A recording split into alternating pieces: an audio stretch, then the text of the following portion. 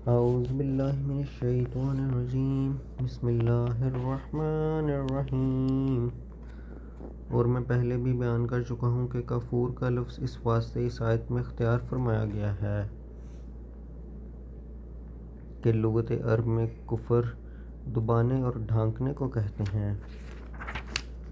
اس بات کی طرف اشارہ ہے کہ انہوں نے ایسے خلوص سے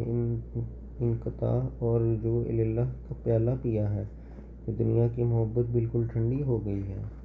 یہ قاعدہ کی بات ہے کہ تمام جذبات دل کے خیال سے ہی پیدا ہوتے ہیں، اور جب دل نالائق خیالات سے بہت ہی دور چلا جائے اور کچھ تعلقات ان سے باقی نہ رہیں تو وہ جذبات بھی آہستہ آہستہ کم ہونے لگتے ہیں، یہاں تک کہ نابود ہو جاتے ہیں۔ اس جگہ خدا تعالیٰ کی یہی غرض ہے، اور وہ اس آیت میں یہی سمجھاتا ہے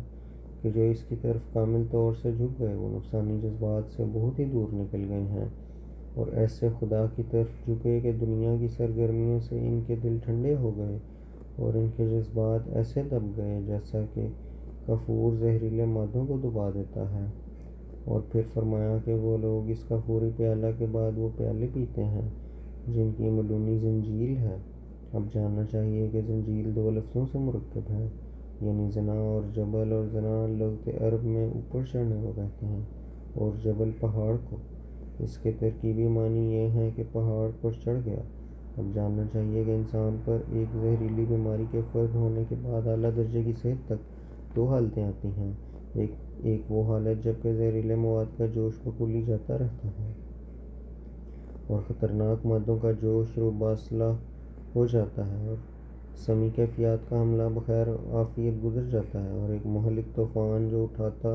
اٹھا تھا نیچے دب جاتا ہے، لیکن ہنوز اعضاء میں کمزوری باقی ہوتی ہے، کوئی طاقت کا کام نہیں ہو سکتا، ابھی مردہ کی طرح افتاں اور خیزاں چلتا ہے۔ اور دوسری وہ حالت ہے کہ جب اصل صحت عود کر آتی ہے اور بدن میں طاقت بھر جاتی ہے، اور قوت کے بحال ہو جانے سے یہ حوصلہ پیدا ہو جاتا ہے کہ بلا تکلف پہاڑ کے اوپر چڑھ جائے اور نشاط خاطر سے اونچی گھاٹیوں پر دوڑتا چلا جائے۔ سلوک کے تیسرے مرتبہ میں یہ حالت میسر آتی ہے۔ ایسی حالت کی نسبت اللہ تعالیٰ آیت موصوفہ میں اشارہ فرماتا ہے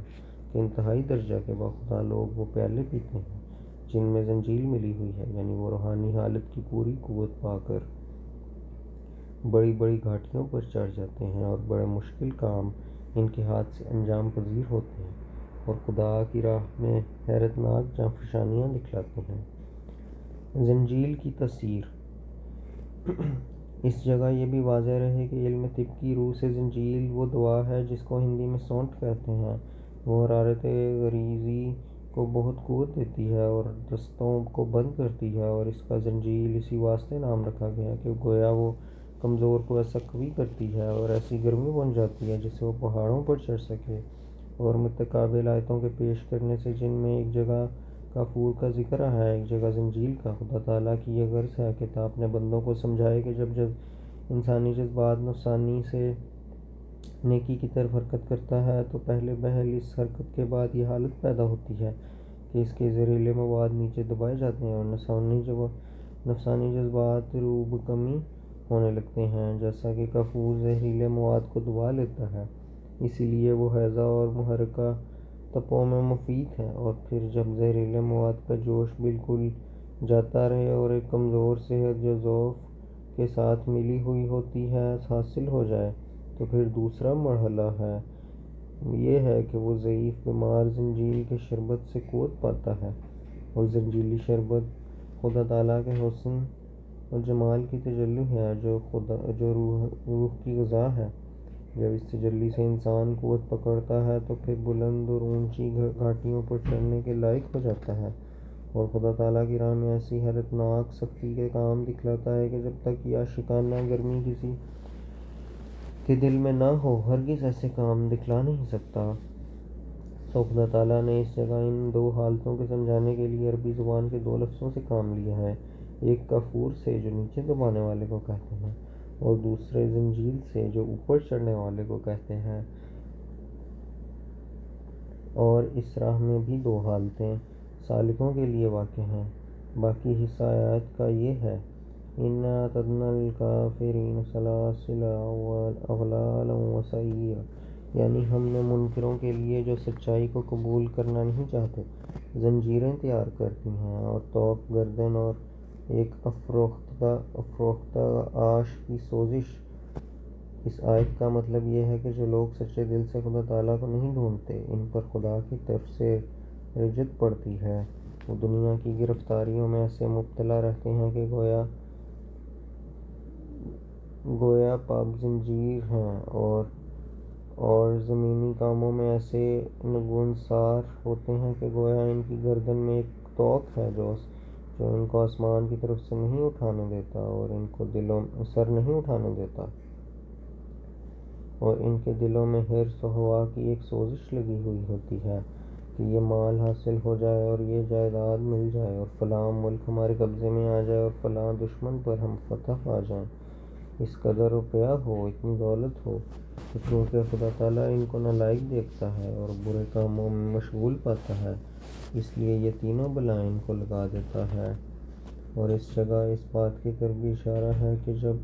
انسان سے کوئی فعل صادر ہوتا ہے تو اسی کے مطابق خدا بھی اپنی طرف سے ایک فعل صادر کرتا ہے۔ مثلاً انسان جس وقت اپنی کوٹری کے تمام دروازوں کو بند کر دے تو انسان کے اس فعل کے بعد خدا تعالیٰ کا یہ فعل ہوگا کہ وہ اس کوٹری میں اندھیرا پیدا کر دے گا، کیونکہ جو امور خدا تعالیٰ کے قانون قدرت میں ہمارے کاموں کے لیے بطور ایک نتیجہ لازمی کے مقدر ہو چکے ہیں، وہ سب خدا تعالیٰ کے فعل ہیں۔ وجہ یہ کہ وہی علت العلل ہے۔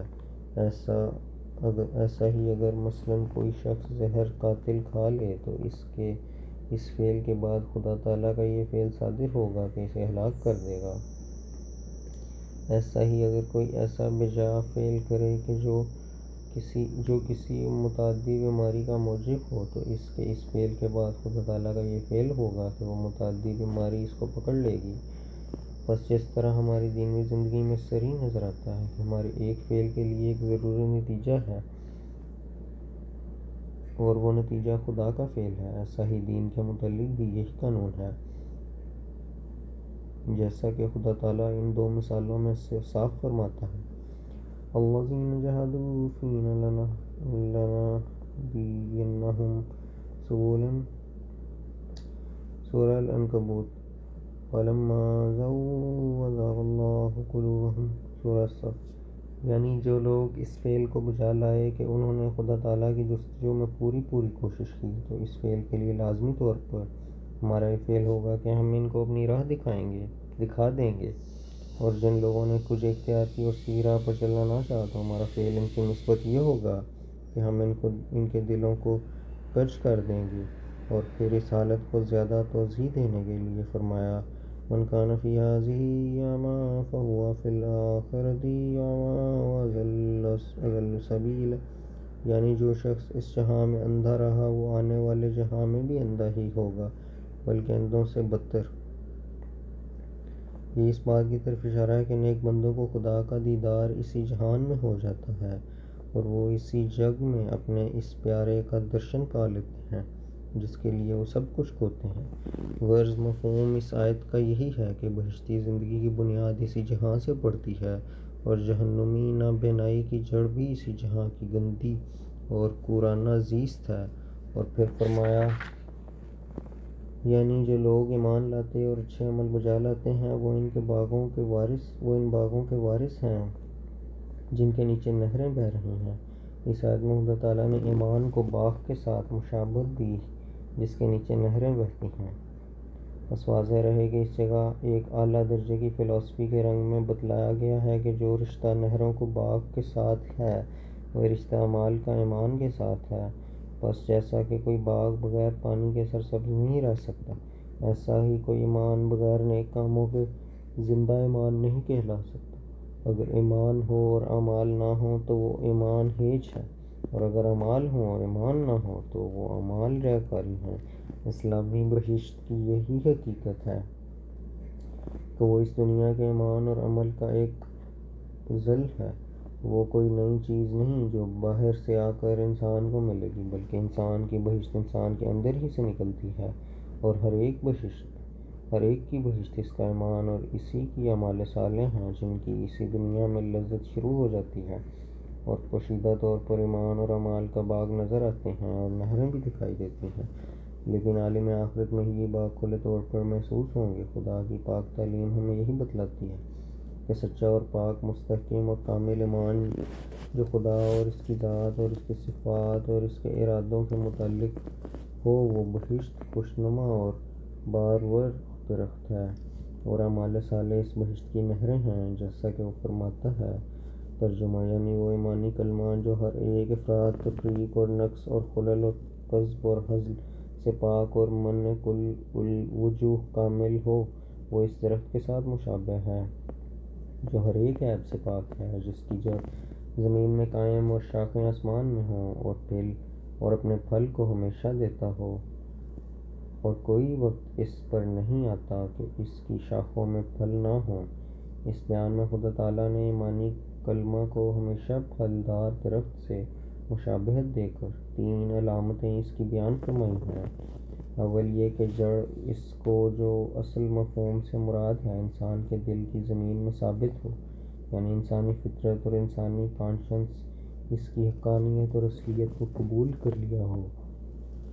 دوسری علامت یہ ہے کہ اس کلمہ کی شاخیں آسمان میں ہوں، یعنی معقولیت اپنے ساتھ رکھتا ہو اور آسمانی قانون قدرت جو خدا کا فعل ہے اس فعل کے مطابق ہو۔ مطلب یہ کہ اس کی صحت اور اصلیت کے دلائل قانون قدرت سے مستنبت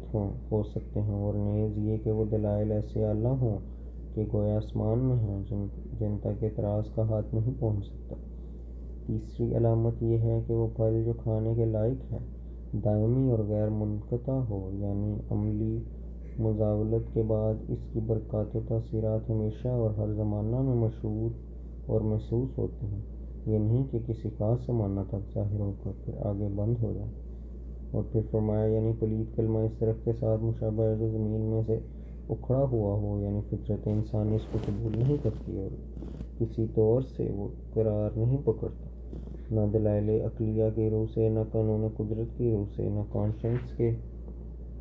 روح سے۔